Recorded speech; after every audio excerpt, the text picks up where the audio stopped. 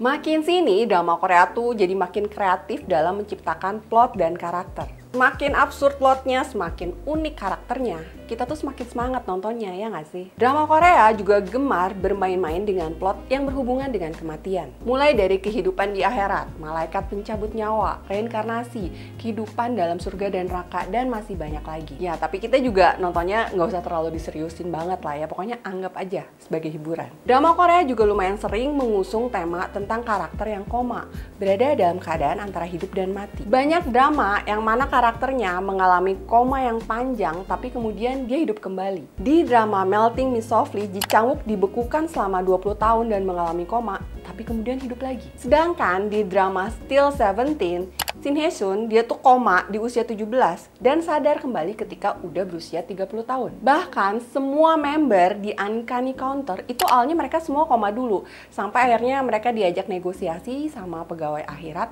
terus mereka punya kekuatan yang bisa ngelawan roh jahat. Namun kali ini gue akan ngebahas karakter yang lebih spesifik lagi, yaitu karakter yang koma di drama Korea tapi rohnya gentayangan selama dia koma. Lumayan banyak tuh drama dengan tema seperti itu. Apa aja? Ayo kita bahas. Drama yang karakternya koma tapi kemudian rohnya gentayangan, yang pertama yaitu Let's Fight Ghosts. Buat lo yang saat ini lagi kepincut sama karakternya Mok Sol-hee, si pendeteksi kebohongan dari drama My Lovely Liar, atau sama Wohyo, si vampir menyedihkan dari drama Heartbeat, mendingan lo nonton deh drama lamanya Kim So Hyun dan Taecyeon, yaitu Let's Fight Ghosts. Park Bom Pal punya kemampuan untuk melihat hantu dan dia benci banget sama hal itu. Dia udah berusaha untuk menghilangkan kemampuannya, tapi susah. Dia nggak suka digrecokin dan dibuntutin terus sama para gerombolan hantu karena berasanya tuh ribet banget. Makanya dia tuh sering pura-pura cuek dan pura-pura nggak lihat setiap kali ada hantu yang ngedeketin. Kim Hyun Ji adalah hantu anak SMA yang selalu ngikutin Bong Pal kemanapun dia pergi walaupun selalu dicuekin. Sampai akhirnya Bong Pal bersedia untuk bantuin, dan setelah dikorek ingatannya tentu saja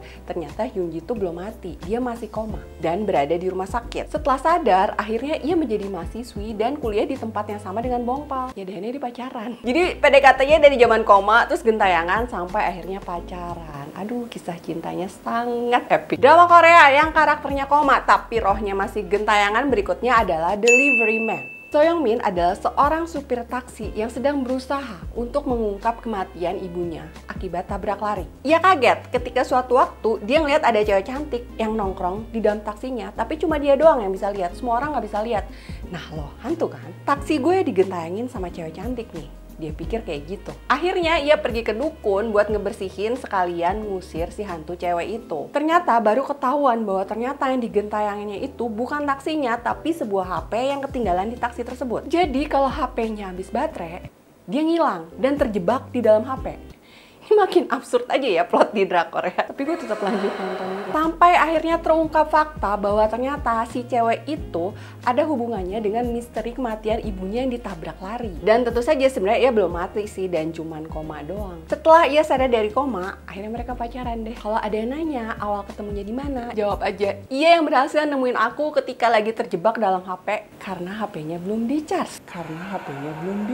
Drama Korea berikutnya yang karakternya lagi koma tapi rohnya masih gentayangan adalah Tomorrow. Ayo buat para bucin Rawon yang lagi ngikutin dia di drama terbarunya yaitu Destined With You, wajib banget maraton drama lamanya Rawon yaitu Tomorrow. Cho Joon mengalami kecelakaan ketika ia lagi mengelamar kerja dan mengalami koma. Dalam hidupnya dia udah berusaha untuk ngelamar kesana kemari tapi gagal. Namun ketika koma ia malah direkrut dan ditawarin kerjaan, tapi yang nawarin kerjaannya adalah malaikat maut. Terus tawaran kerjanya tuh kayak berbau ancaman gitu sih. Lo mending langsung mati sekarang atau magang di divisi tempat gua kerja selama 6 bulan, kemudian lo bisa hidup lagi. Ayo, mending yang mana? Ya udah, akhirnya dia magang jadi malaikat di divisi manajemen resiko. Walau jabatan resminya adalah jadi malaikat pencabut nyawa walau masih magang, tapi tugas utamanya yaitu menyelamatkan orang-orang yang pengen bunuh diri. Orang yang belum waktunya dihisap tapi udah ngeduluin takdir dan pengen mati duluan, ini yang harus diselamatkan sih. Supaya nggak memenuhi neraka jahanam yang katanya sih udah overpopulasi. Ini kocak sih, karena neraka Neraka katanya udah kepenuhan karena saat ini tuh udah makin banyak orang yang doyan maksiat. Sehingga dibutuhkan divisi khusus dan pegawai magang.